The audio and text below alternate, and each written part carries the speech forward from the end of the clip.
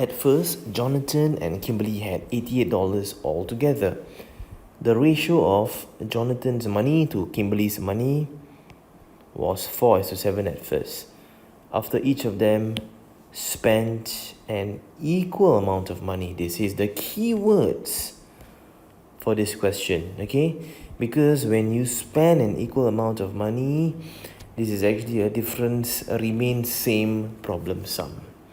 Okay, let me quickly explain to you. Okay, so let's say, for example, okay, Jonathan had $100 at first. Okay, let me just make it a bit thinner. Okay, Jonathan, $100 at first.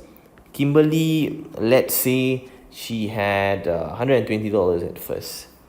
So the difference in their money is actually $20, right, at first. Now, let's say they both go shopping and they spend an equal amount of money. Let's say they spend $50 each. Okay, Kimberly also spent $50. So Jonathan will have $50 left, right? 100 minus 50, that is $50. Kimberly, 120 minus 50, $70 left. So if you notice, the difference between these two persons is still $20. Did not change. Difference remained unchanged. It remained the same. So that's why when you spend an equal amount of money, this signals to us that this is actually a difference unchanged problem sums. Okay, now let's read on. After each of them spent an equal amount of money, the ratio of Jonathan's money to Kimberly's money became 5:11. How much did Jonathan spend? First question. Part B, how much did they have left altogether? Okay, now for a difference unchanged problem sums, we can draw what is known as a BCA table.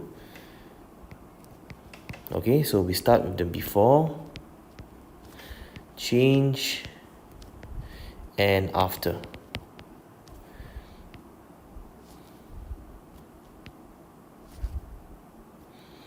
And we put their names here. Okay, we put Jonathan first, we put Kimberly next, and in the last column, we will have what is known as difference. Because difference is unchanged, we need to make sure whatever we write here, before and after, must remain same.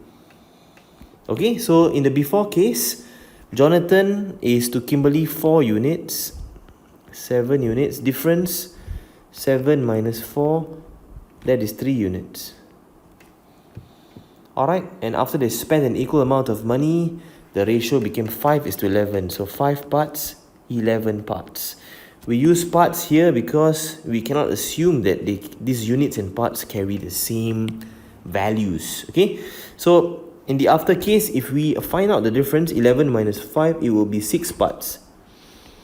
But hey, remember what we were saying earlier? The difference must remain same. You cannot have 3 here and suddenly became 6. Cannot, because they spend an equal amount of money. Okay, so what you need to do is to make sure the difference remains same. So we push 3 and 6 to a lowest common multiple. So 6 parts, everything changed to parts, okay, because we make it same as here. So everything at the top will all change to parts. But before that, everything you got to multiply by 2. Alright, now, if you notice, right, Jonathan's amount of money went from 8 to 5, decreased by 3 parts, right? Kimberly went from 14 to 11, also decreased by 3 parts. Indeed, because they spent an equal amount of money. Alright, so you're taking away 3 parts here for Jonathan, 3 parts here for Kimberly as well. Alright, so how much did Jonathan spend? What is the value for these 3 parts? It's a question mark. We know that they had $88 altogether at first, which means if we take 8 plus 14 parts, 8 plus 14 parts, that will be 22 parts. 22 parts will have a value of $88. Alright, and we need to find the value of 3 parts because that's what Jonathan spent. So we go to 1 part next. Okay, so this will give us $4 for 1 part. And we go to 3 parts next. This will be how much Jonathan spent, which is $4 times 3, and that will be $12. Okay, that is for part A. Part A is done. Now for part B, how much money did they have left altogether? Now altogether at the end, 5 plus 11, that is 16 parts. So we find the value of 16 parts, which is $4 times 16.